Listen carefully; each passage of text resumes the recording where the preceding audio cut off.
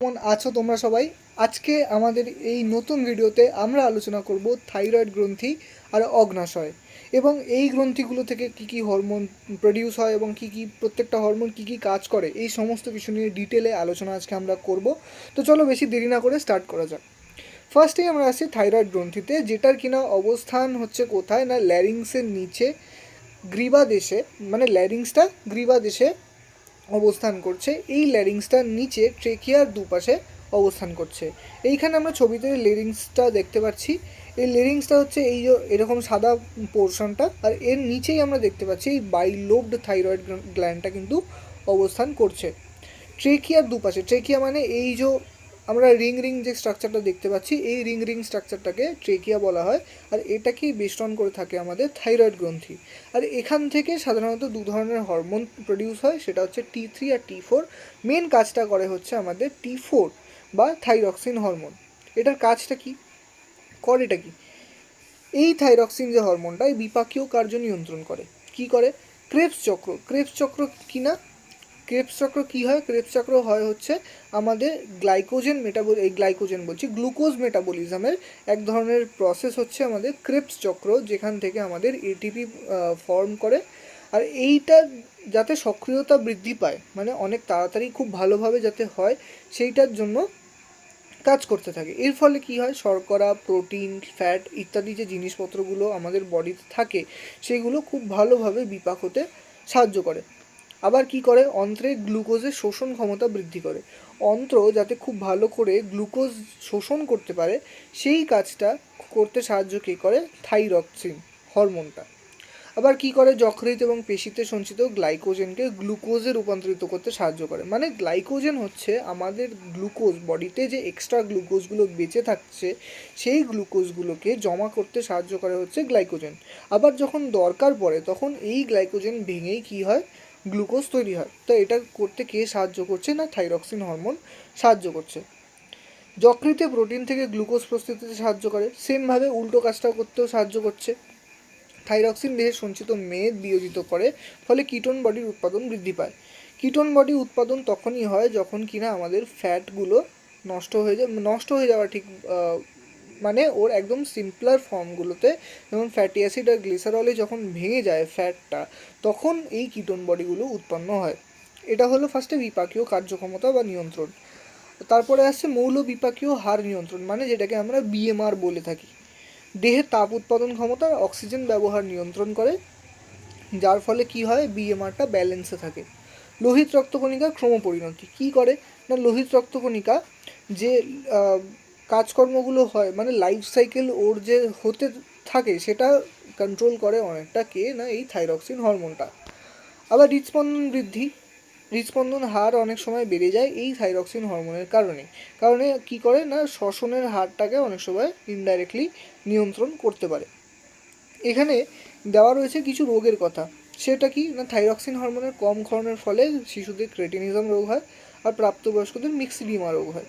আর main যে রোগটা হয় সেটা হচ্ছে গলগণ্ড, যার জন্য আমাদের গলা ফুলে যায়। এর জন্য আমাদের কি দরকার পড়ে না ভালো আয়োডিন ছাড়া যদি আমরা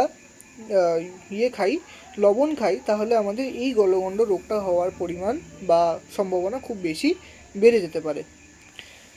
পাহাড়ি এলাকায় বসবাসকারী লোকেদের গলগণ্ড বেশি দেখা যায়, কারণ এই অঞ্চলের মাটিতে আয়োডিন থাকে না বলে এই জিনিসগুলো হয়। তাই ফসলেও আয়োডিনের ঘাটতি দেখা যায়। আচ্ছা, এরপরে আসে আমরা অগ্নাশয় অন্তঃক্ষরা কোষ। এখানে অগ্নাশয় অন্তঃক্ষরা কোষ কেন বলছে? কারণ অগ্নাশয় মিশ্র গ্রন্থি হিসেবে কাজ করে। এর কিছু পোর্শন রয়েছে যেটা বহিঃক্ষরা গ্রন্থি হিসেবেও কাজ করে, আর কিছু পোর্শন এমন রয়েছে যেটা কিনা অন্তঃক্ষরা গ্রন্থি হিসেবেও কাজ করতে পারে। অন্তঃক্ষরা গ্রন্থির সাধারণত দু রকমের কোষ পাওয়া যায়, একটা হচ্ছে বিটা কোষ আর একটা হচ্ছে আলফা কোষ। এই বিটা কোষ থেকে ইনসুলিন নামক হরমোনটা তৈরি হয়, আর আলফা কোষ থেকে কি তৈরি হয়? আলফা কোষ থেকে গ্লুকাগন নামক হরমোনটা তৈরি হয়। এই বিটা কোষ আর আলফা কোষ থেকে উৎপন্ন যে হরমোনটা, সেটা অনেকটা পরস্পরের উল্টো কাজ করতে থাকে। আর ডেল্টা কোষ বলেও আরেক ধরনের কোষ পাওয়া যায়, তার মধ্যে থেকে সোমাটোস্টেটিন নামক যে হরমোনটা, সেটাও কি হয়? তৈরি হতে থাকে। আচ্ছা, এখানে লিখেছে দেখো নিচে, থাইরয়েড গ্রন্থি থেকে থাইরক্সিন ছাড়া ট্রাই আয়োডো থাইরক্সিন নামক হরমোনও তৈরি হয়, যেটার কথা আমি আগেই বললাম যে T3 হরমোনটা, মানে থাইরয়েড যে গ্রন্থি, এখান থেকে T3 হরমোনটাও তৈরি হচ্ছে বা T4 হরমোনটাও তৈরি হচ্ছে। আবার যদি আমরা অগ্ন্যাশয়ের কথা বলি তাহলে এক্ষেত্রে টোটাল 3 রকমের অন্তঃক্ষরা কোষ পাওয়া যায়। আলফা, যেখান থেকে গ্লুকাগন হরমোনটা ফর্ম করে, আর বিটা, যেখান থেকে ইনসুলিন হরমোনটা তৈরি হয়, আর তৃতীয় হচ্ছে ডেল্টা কোষ, যেখান থেকে সোমাটোস্ট্যাটিন নামক হরমোনটা তৈরি করে। তা এই সোমাটোস্ট্যাটিন বলছি, ইনসুলিন করেটা কি? ইনসুলিনের মেন কাজ হচ্ছে আমাদের রক্তের মধ্যে যত গ্লুকোজ রয়েছে তার ম্যাক্সিমামটা আমাদের বডি যাতে শোষণ করে নেয় বা কনজিউম করে নেয়, সেটা কিনা কন্ট্রোল করে। তা এর ফলে কি হয়, আমাদের বডির মধ্যে যত গ্লুকোজ থাকে বা আমাদের বডির মধ্যে যত অতিরিক্ত গ্লুকোজ থাকে সেটা গ্লাইকোজেন রূপে আমাদের শরীরের মধ্যে সঞ্চিত হয়ে যায়। এর ফলে রক্তে ব্লাড সুগারের যে মাত্রাটা সেটা লেভেলে থাকে। এখানে দেখো লিখেও রেখেছে, কার্বোহাইড্রেট বিপাক নিয়ন্ত্রণ, গ্লাইকোজেনেসিস বা গ্লাইকোজেন তৈরি হওয়ার, মানে আগে আমি বললাম গ্লুকোজ থেকে গ্লাইকোজেন তৈরি করে, তাই গ্লুকোজ থেকে গ্লাইকোজেন তৈরি হওয়ার যে পদ্ধতি এটাকে বলা হয় হচ্ছে গ্লাইকোজেনেসিস। জেনেসিস মানে হচ্ছে তৈরি করা, আর গ্লাইকোজেন, বোঝা গেছে? আচ্ছা, এর ফলে কী হয়, গ্লাইকোজেন সংশ্লেষ বৃদ্ধি পায় এবং গ্লুকোজ প্রস্তুতি বন্ধ করে। ফলে কী হয়, রক্তে শর্করার মাত্রা লেভেলে থাকে, বা যদি বেশি হয়ে যায় তাহলে সেটা হ্রাস করতে সাহায্য করে। প্রোটিন বিপাক, ফ্যাট বিপাক ইত্যাদির ক্ষেত্রেও এ অনেক রকম কাজকর্ম করে থাকে।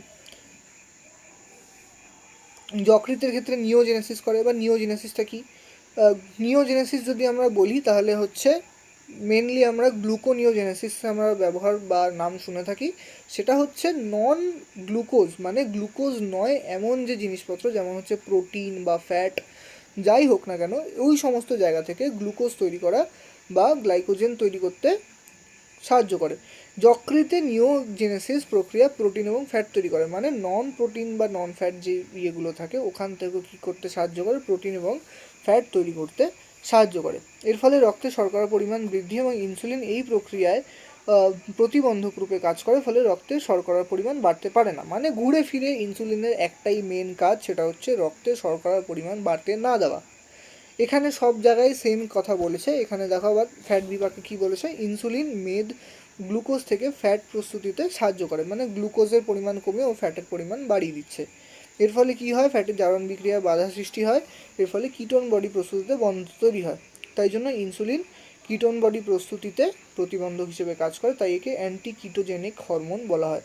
অ্যান্টি কিটোজেনিক হরমোন তাহলে কাকে বলা হয়, এখান থেকে খুব বেশি একটা ইম্পর্টেন্ট কোয়েশ্চেন চলে আসে। অ্যান্টি কিটোজেনিক হরমোন বলা হয় হচ্ছে কাকে, না ইনসুলিনকে।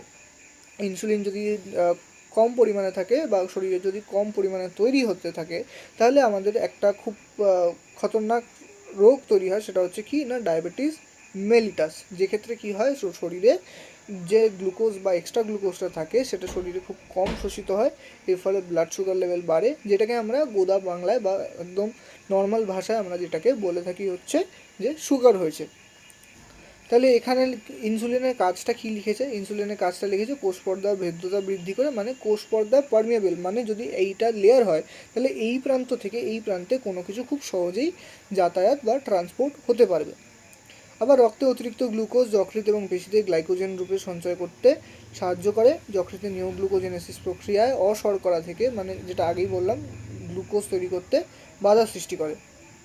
যকৃতে কিটোন বডি উৎপাদনেও বাধা সৃষ্টি করে। ইনসুলিনের কম ক্ষরণে কী তৈরি হয়, মধুমেহ বা ডায়াবেটিস মেলিটাস রোগটা হয়ে থাকে। গ্লুকাগনের কাজ কি, গ্লুকাগনের কাজ ইনসুলিনের ঠিক উল্টো। ইনসুলিন কী করতো, রক্তে গ্লুকোজের মাত্রা কমাতে সাহায্য করতো, আর গ্লুকাগন কী করে, গ্লুকাগন রক্তে শর্করার মাত্রা বাড়াতে সাহায্য করে। ও কী করে, আমাদের বডির মধ্যে যতগুলো মানে যত জায়গায় গ্লাইকোজেন তৈরি হয়ে বসে আছে সেই গ্লাইকোজেনগুলোকে ভেঙে ভেঙে গ্লুকোজ তৈরি করতে সাহায্য করে। আর গ্লুকোনিওজেনেসিসেরও কাজ করে। ইনসুলিন নিওজেনেসিসে কাজ করছিল, আর এদিকে গ্লুকাগন গ্লুকোনিওজেনেসিসে কাজ করছে, যার ফলে কি হচ্ছে না অন্যান্য যে প্রোটিন বা ফ্যাট থাকছে সেখান থেকে কি হচ্ছে না এক্সট্রা করে গ্লুকোজ তৈরি হওয়া শুরু হচ্ছে।